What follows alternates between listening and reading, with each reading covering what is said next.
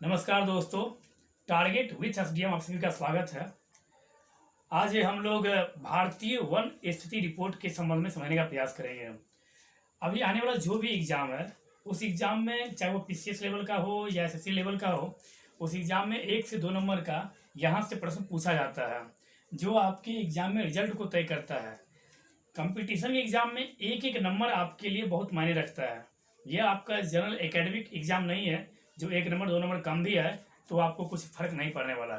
Competition exam में आपको बहुत ही महत्वपूर्ण और बहुत ही ध्यान से क्वेश्चन पेपर को पढ़ना होता है और उसे सॉल्व करना पड़ता है, क्योंकि यदि आपका 1 नंबर कम आया आपके दोस्तों से तो आप लगभग 500-1000 बच्चों से नीचे आपका रैंक हो जाएगा।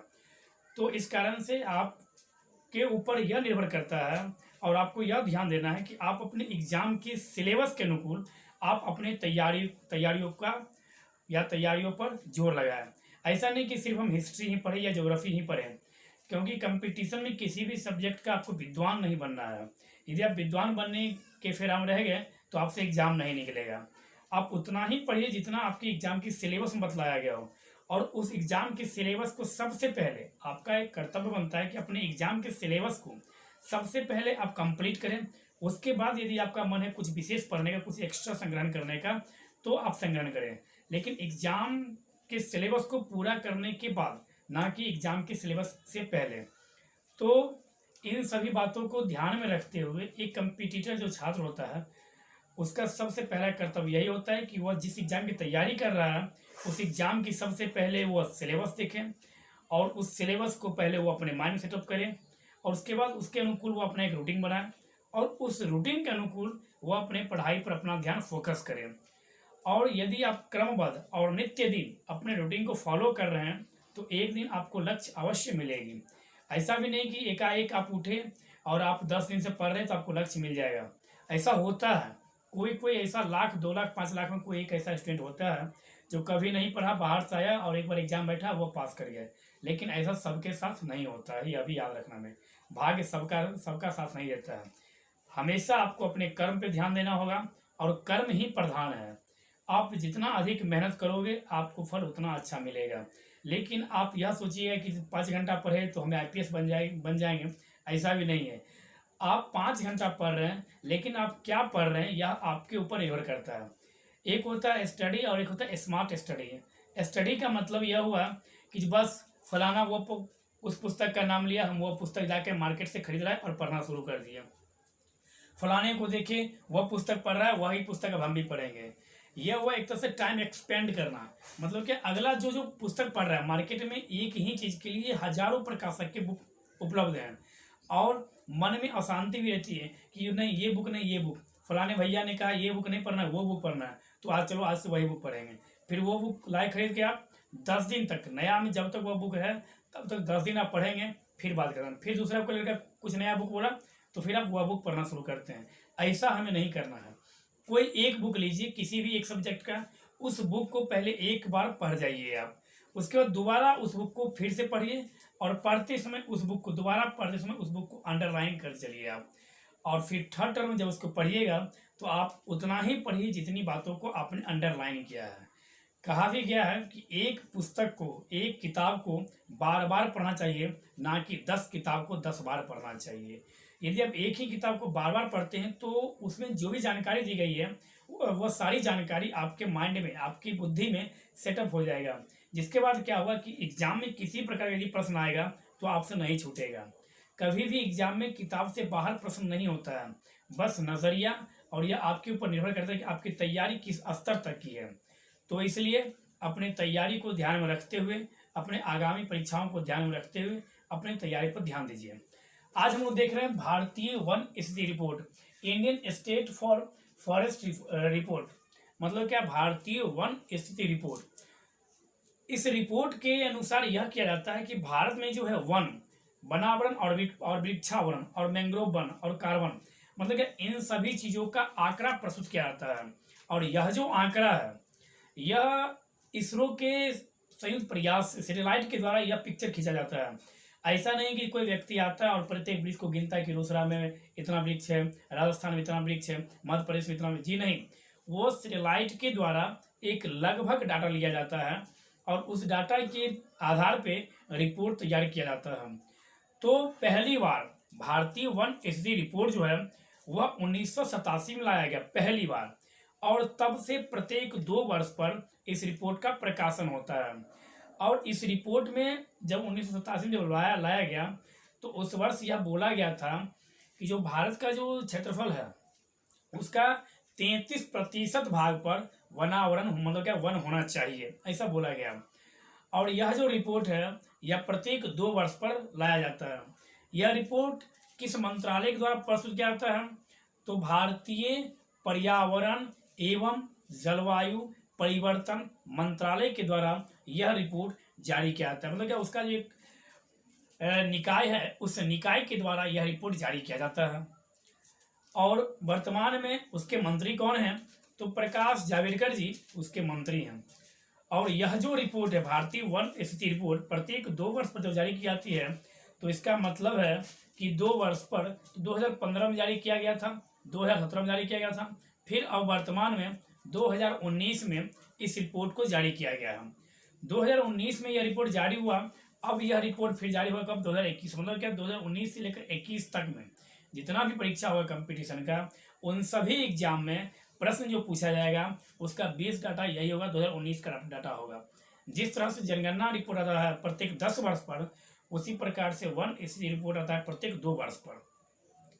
तो अब हम लोग देखते हैं भारतीय वन स्थिति रिपोर्ट के संबंध में कुछ कुछ बातों को हम लोग समझने का प्रयास करते हैं।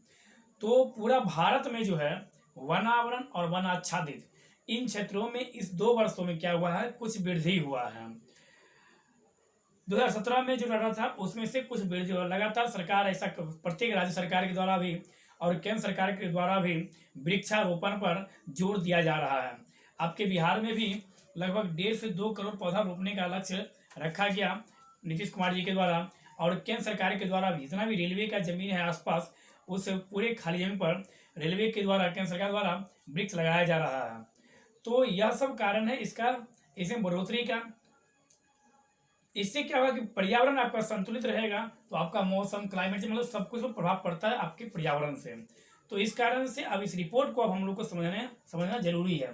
तो देखते हैं सबसे पहले 30 दिसंबर 2019 को यह रिपोर्ट कब जारी किया गया? तो यह रिपोर्ट जारी किया गया 30 दिसंबर 2019 को केंद्रीय वन एवं पर्यावरण मंत्रालय प्रकाश जावड़ेकर जी के द्वारा 16वीं भारतीय वन स्थिति रिपोर्ट जारी किया गया। तो सबसे पहला प्रश्न तो यहाँ से यही बनेगा कि यह जो रिपोर्ट है यह भारतीय वन स्थिति रिपोर्ट यह कैमी रिपोर्ट है? तो यह 16वीं रिपोर्ट है, सबसे पहला प्रश्न। दूसरा प्रश्न, भारतीय वन स्थिति रिपोर्ट कब जारी किया गया? तो भारतीय वन स्थिति रिपोर्ट 30 दिसंबर 2019 को जारी किया गया। तीसरा प्रश्न, किस मंत्रालय के अंतर्गत यह आता है? तो भारतीय वन पर्यावरण एवं जलवायु परिवर्तन मंत्रालय के अंतर्गत यह आता है, और इसके मंत्री कौन है? तो प्रकाश जावड़ेकर जी इसके मंत्री हैं। कितने वर्षों पे? तो 2 वर्षों पे। दूसरी बात, ISFR रिपोर्ट के अनुसार देश की कुल वन और वृक्षावरण के कितना किलोमीटर में वन है? तो 8,07,200 कुछ किलोमीटर मतलब क्या स्क्वायर किलोमीटर मतलब क्या वर्ग किलोमीटर में। तो इतना डाटा याद नहीं रखना है आपको, डाटा याद रखना है 8.7 मतलब क्या 8.7 मतलब यह कि 8,07,000 कुछ इतना वर्ग किलोमीटर में यह फैला हुआ भारत में। जो कि मतलब क्या यह तो बहुत कम पूछता है, आपसे पूछता है परसेंटेज में। तो जो कि देश के कुल भौगोलिक क्षेत्र का 24.5 क्षेत्रफल। तो यहाँ से प्रश्न बनता है कि भारत के कुल भौगोलिक क्षेत्र का कितना प्रतिशत भाग पर वनावरण और वनाच्छादित है? तो हम लोग बोलेंगे 24.56% भौगोलिक से भारत के कुल भौगोलिक क्षेत्र का 24.56% जो है उस पर यह फैला हुआ है। तीसरी बात, देश में कुल वन और वृक्षावरण की स्थिति में वर्ष 2017 की तुलना में कितना स्क्वायर किलोमीटर वृद्धि हुआ है? तो हम लोगों का आंसर होगा 5188 वर्ग किलोमीटर में यह वृद्धि हुआ। कितना वर्ग किलोमीटर में? तो 5188 वर्ग किलोमीटर में। लेकिन जब पूछे परसेंटेज में तो 0.65% मतलब क्या 2017 की तुलना में 2019 में वनावरण और वनाच्छादित जो क्षेत्र है उसमें कुल कितना प्रतिशत का वन और वृक्षावरण की स्थिति में कुल कितना प्रतिशत का वृद्धि हुआ है, तो 0.65%। जब पूछे वर्ग किलोमीटर में तो 5188 वर्ग किलोमीटर में वृद्धि हुई है। देश में कुल वनावरण 7,12,249 वर्ग किलोमीटर। देश में कुल वनावरण कितना है, 7,12,249 वर्ग किलोमीटर है, जो कि देश के कुल भौगोलिक क्षेत्र का 21.67% है। भारत की कुल भौगोलिक क्षेत्र का वनावरण कितना प्रतिशत है, तो 21.67% मतलब कुल भौगोलिक क्षेत्रफल का 21.67% वनावरण है, जबकि 24.56% कुल भौगोलिक क्षेत्र पर वनावरण और वनाच्छादित है। तो यहाँ से सीधा प्रश्न पूछा जाता है, ISFR रिपोर्ट 2019 के अनुसार सबसे अधिक वनावरण में वृद्धि भारत के किस राज्य में हुआ है, तो सर्वाधिक वृद्धि भारत के कर्नाटक में हुआ है। हमें यह याद रखना है। कभी कभी आपसे मिस्टेक होता है और हम लोग यहाँ पर आंसर टिक करते हैं किसको, तो मध्य प्रदेश को, जबकि मध्य प्रदेश नहीं होगा। यहाँ पर पूछ क्या रहा है, तो 2019 की रिपोर्ट के अनुसार सर्वाधिक वनावरण की वृद्धि किस राज्य में हुई है, तो सर्वाधिक वनावरण की वृद्धि हुई है कर्नाटक में। हमें यहाँ से यह याद रखना है। कर्नाटक से आपको यह भी याद रखना है कि कर्नाटक के राज्यपाल हैं बैजूभाई वाला। कर्नाटक के राज्यपाल कौन है, तो बैजूभाई वाला। भद्रा वन्यजीव अभ्यारण्य कहाँ है, तो भद्रा वन्यजीव अभ्यारण्य कर्नाटक में स्थित है। कावेरी वन्यजीव अभ्यारण्य कहाँ है, तो कावेरी वन्यजीव अभ्यारण्य कर्नाटक में है। ब्लैक बक अभ्यारण्य कहाँ है, तो कर्नाटक में है। बांदीपुर राष्ट्रीय उद्यान कहाँ है, तो वह भी कर्नाटक में है। मंगलुरु बंदरगाह कहाँ है, तो मंगलुरु बंदरगाह भी कर्नाटक में है। शरावती, तो यह भी कर्नाटक में है। और उसका हिडकल परियोजना जो है, जो घाट प्रभा नदी पर है, वह भी कहाँ है, तो हिडकल परियोजना जो घाट प्रभा नदी पर है वह कर्नाटक में स्थित है। श्रावती परियोजना श्रावती नदी पर स्थित है, वह भी कर्नाटक में है। तुंगभद्रा परियोजना यह भी कहाँ है, तो यह भी कर्नाटक में है। और शरावती वन्य जीव अभ्यारण्य कहाँ, वह भी कर्नाटक में है। पुष्पगिरी वन्य जीव अभ्यारण्य कर्नाटक में है। कावेरी वन्य जीव अभ्यारण्य कर्नाटक में है। दांदेली वन्य जीव अभ्यारण्य कर्नाटक में है। ब्रह्मागिरी वन्य जीव अभ्यारण्य कर्नाटक में है। तो यह सब हम देखें कर्नाटक से संबंधित।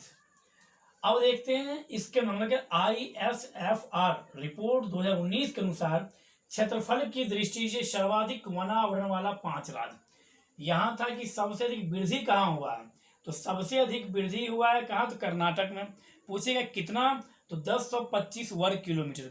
कुल कितना वर्ग किलोमीटर वृद्धि हुआ है, तो 1025 वर्ग किलोमीटर सर्वाधिक वृद्धि। दूसरा स्थान पूछिए सर्वाधिक वृद्धि, तो आंध्र प्रदेश की। मतलब क्या, 2019 वन स्थिति रिपोर्ट के अनुसार सर्वाधिक वृद्धि में पहला स्थान किस राज्य का, तो कर्नाटक का। दूसरा स्थान किस राज्य का, तो आंध्र प्रदेश का। कितना हुआ वृद्धि, तो 990 स्क्वायर मतलब क्या वर्ग किलोमीटर। केरल में 823 वर्ग किलोमीटर। जम्मू एंड कश्मीर में 371 वर्ग किलोमीटर। और हिमाचल प्रदेश में 334 वर्ग किलोमीटर। एक बार फिर देख लीजिए, सर्वाधिक वृद्धि कर्नाटक, दूसरा स्थान पर आंध्र प्रदेश, तीसरा स्थान पर केरल। कम से कम 3 तक आपको याद रखना है। आंध्र प्रदेश से आप लोग देख लीजिए, तो आंध्र प्रदेश मतलब क्या, यहाँ पर आंध्र प्रदेश से आप लोग पता होगा, आंध्र प्रदेश भाषाई आधार पर गठित होने वाला भारत का पहला राज्य था आंध्र प्रदेश। और आंध्र प्रदेश राज्य की स्थापना हुई थी 1953 ईस्वी में। और राम लुलू के मतलब क्या, उन्होंने एक अनशन किया था, लगभग 52-53 दिन वो अनशन पर है। और उनकी मांगों पे पंडित जवाहरलाल नेहरू जी के द्वारा, और आंध्र प्रदेश में जो आंदोलन हुआ था उस आंदोलन को वंदे मातरम आंदोलन भी बोला था, और वंदे मातरम गाया भी गया था। और यहाँ के मुख्य आंदोलनकर्ता कौन थे आंध्र प्रदेश के, तो राम लुलू। जवाहरलाल नेहरू मतलब इनकी मृत्यु के पश्चात भाषाई आधार पर राज्य का गठन किया गया था। तो आंध्र प्रदेश राज्य का गठन कब किया गया, तो आंध्र प्रदेश राज्य का गठन किया गया 1953 ईस्वी में। हम यह भी याद रखेंगे। आंध्र प्रदेश की नई राजधानी अमरावती है। और आंध्र प्रदेश से ही 2 जून 2014 को अलग करके तेलंगाना नामक नया राज्य बनाया गया है। कोलेरू झील कहाँ है, तो आंध्र प्रदेश में है। हुसैन सागर झील कहाँ है, तो वह भी आंध्र प्रदेश, लेकिन वह हैदराबाद और सिकंदराबाद की सीमा पर है। यह फिक्स कर दिया गया कि 10 साल तक हैदराबाद, तेलंगाना और आंध्र प्रदेश की जो राजधानी होगी वह संयुक्त होगी। मतलब क्या, हैदराबाद के समय आप लोग जानते होंगे, हैदराबाद मूसी नदी के तट पर स्थित है। अब हम लोग देखते हैं ISFR रिपोर्ट 2019 के अनुकूल क्षेत्रफल की दृष्टि से सर्वाधिक वनावरण वाला राज्य, मतलब क्या सबसे अधिक वन किस राज्य में है, तो मध्य प्रदेश, MP मतलब मध्य प्रदेश, उसके बाद आंध्र प्रदेश, उसके बाद छत्तीसगढ़, उड़ीसा तथा महाराष्ट्र। मतलब क्या यहाँ पर पूछा है कि सर्वाधिक वृद्धि किस राज्य में हुआ, तब बोलेंगे सबसे पहले कर्नाटक और तब बोलेंगे आंध्र प्रदेश। लेकिन यह पूछ रहा है यहाँ पर कि सर्वाधिक वन किस राज्य में है, तो सबसे पहला आंसर होगा मेरा मध्य प्रदेश, उसके बाद आंध्र प्रदेश और छत्तीसगढ़, उड़ीसा और महाराष्ट्र। फिर पूछ रहा है कि देश में कुल भौगोलिक क्षेत्रफल का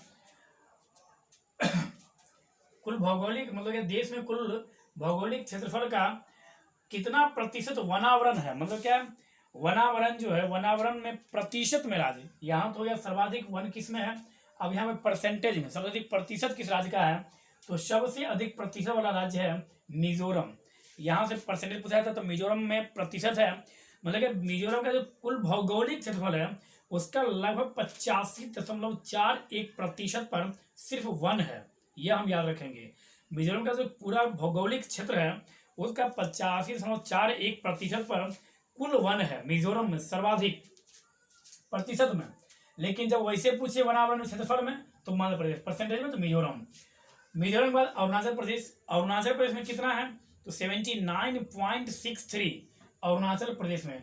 और अरुणाचल प्रदेश से 2011 की जनगणना के अनुसार एक प्रश्न बनता है, तो यह बनता है कि 2011 के जनगणना के अनुकूल सबसे कम जनघनत्व वाला राज्य कौन सा है, तो अरुणाचल प्रदेश। 17 व्यक्ति मतलब क्या है वहां पर वर्ग किलोमीटर प्रति जनघनत्व है, कहाँ, तो अरुणाचल प्रदेश मात्र 17।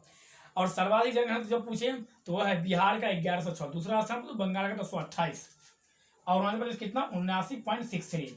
तीसरा स्थान होता है मेघालय, मेघालय में कितना है कुल भौगोलिक क्षेत्र का, तो 76.33%, 76.33% मेघालय के कुल भौगोलिक क्षेत्र का जो है वहां पर वनावरण प्रतिशत में है। मेघालय का मतलब यह हुआ गारो खासी जयंतिया जनजाति कहाँ पाई जाती है, तो वह मेघालय में पाई जाती है। और गारो खासी जयंतिया जो पहाड़ी है वह भी मेघालय में ही पाई जाती है। और भारत में सर्वाधिक वर्षा जो होता है, सबसे अधिक वर्षा वह मासिन, मतलब मेघालय के मासिन राम में सर्वाधिक वर्षा भी होता है, हमें मेघालय से यह भी याद रखना है।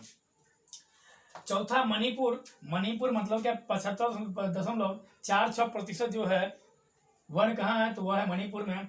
और उसके बाद आता है कौन, नागालैंड, तो नागालैंड में सर्वाधिक कितना है, तो 75.31% नागालैंड में है।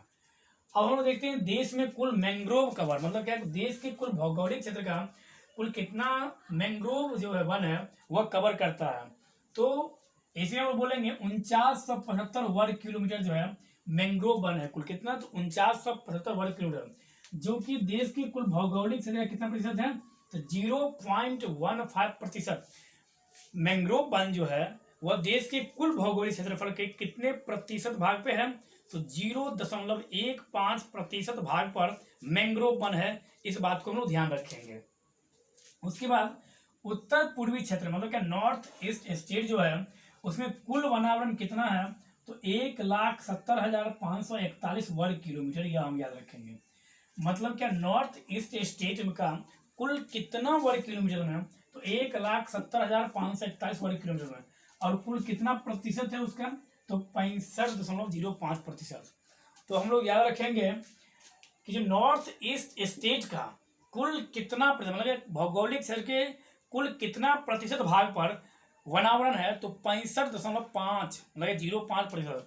तो यह हम देख सकते हैं कि नॉर्थ ईस्ट में जो है सर्वाधिक वनावरण है, मतलब क्या यदि 100% उसकी भूमि है तो 100 में से 65% पर वन ही है, हमें यहाँ से यह पता चलता है। दूसरा बात, कुल भौगोलिक क्षेत्र का वृक्षावरण क्षेत्र कितना, मतलब क्या कुल भौगोलिक क्षेत्र का वृक्षावरण क्षेत्र कितना है, तो 2.89%, लगभग 95,027 वर्ग किलोमीटर। भारत की कुल भौगोलिक क्षेत्रफल का कितना प्रतिशत भाग पर वृक्षावरण है, तो 2.89% पर, कितना पर 2.89% पर। और कितना वर्ग किलोमीटर जब पूछे तो 95,027, मतलब क्या 95,027 वर्ग किलोमीटर पर वृक्षावरण है। और वनावरण और वृक्षावरण दोनों कितना है, तो 24.56%। सिर्फ वृक्षावरण जब पूछे तो कितना है, 2.89% पर। वनाच्छादित क्षेत्रफल में वृद्धि कितना हुआ, मतलब क्या 2017 की तुलना में 2019 में जो वनावरण की जो रिपोर्ट आई है, उस रिपोर्ट में कुल कितना वर्ग किलोमीटर का वृद्धि हुआ है, या जब पूछे प्रतिशत में कुल कितना प्रतिशत का वृद्धि हुआ है, तो 0.56% का वनाच्छादित में वृद्धि हुआ है। और कितना वर्ग किलोमीटर वृद्धि हुआ है, तो 3976 वर्ग किलोमीटर क्षेत्रफल में वृद्धि हुआ है 2017 की तुलना में 2019 के वनावरण की रिपोर्ट में। दूसरा बता रहा है कि वृक्षों से आच्छादित क्षेत्रफल वृद्धि, यहाँ था वनाच्छादित वन में, और यहाँ वृक्षों से आच्छादित 2017 की तुलना में वृक्षों से आच्छादित क्षेत्र में कुल कितना वृद्धि हुआ है, तो 1.29%। वनावरण में कितना हुआ, तो 0.56%, और वृक्षों से कितना हुआ, तो 1.29%। और कितना वर्ग किलोमीटर में, तो 12 वर्ग किलोमीटर में वृद्धि हुआ है। सबसे अधिक मैंग्रोव वन, भारत में सबसे अधिक मैंग्रोव वन कहाँ पाया जाता है, तो भारत में सबसे अधिक मैंग्रोव वन पाया जाता है पश्चिम बंगाल में। कितना प्रतिशत, तो 42.45% भारत में बंगाल में सर्वाधिक मैंग्रोव वन के साथ बंगाल पहला स्थान पर है मैंग्रोव वन में। दूसरा स्थान पे है गुजरात में कितना है, तो 23.66% गुजरात में क्या है, मैंग्रोव वन है। सर्वाधिक कहाँ है, तो बंगाल में है। कितना है, तो 42.45%। दूसरा कौन है, गुजरात 23.66%। उसके बाद अंडमान निकोबार कितना, तो 12.39%, और आंध्र प्रदेश 8.12% मैंग्रोव वन है। जब पूछे सर्वाधिक वृद्धि मैंग्रोव वन कहाँ के, मतलब क्या मैंग्रोव वन में सर्वाधिक वृद्धि करने वाला राज्य कौन सा है, तो मैंग्रोव वन में सर्वाधिक वृद्धि करने वाला राज्य है गुजरात। और दूसरा स्थान पे कौन है सर्वाधिक वृद्धि करने वाला मैंग्रोव वन में, तो वह राज्य है महाराष्ट्र। गुजरात और महाराष्ट्र, पहला स्थान गुजरात, दूसरा स्थान पर महाराष्ट्र। फिर पूछ रहा है कि दुनिया में सबसे ज्यादा फॉरेस्ट कहाँ है, मतलब क्या पूरे वर्ल्ड में सबसे अधिक वन किस देश में है, तो पूरे विश्व में सबसे अधिक वन जो है वह है रसिया के पास। लगभग उसकी भूमि का 58% भाग पे कुल वन है। दूसरा स्थान पे आता है ब्राजील, पहला स्थान पे रसिया, दूसरा स्थान पे ब्राजील, और तीसरा स्थान पे यूएसए। और हमारा प्यारा भारत जो है यह 1 to 10 में शामिल है, मतलब क्या 10वां स्थान पर भारत आता है। क्योंकि भारत का कितना है, तो लगभग 24.56%। होना कितना चाहिए था, तो 33%। हुआ कितना है, 24.56%। रसिया कितना है, लगभग 58%। दुनिया में सबसे अधिक कहाँ है, तो रसिया में। दूसरा स्थान किसका है, ब्राजील का। तीसरा स्थान किसका है, यूएसए का। प्यारा भारत का स्थान क्या है पूरे दुनिया में, तो प्यारा भारत का स्थान है 10वां। यह हम लोग ध्यान रखेंगे।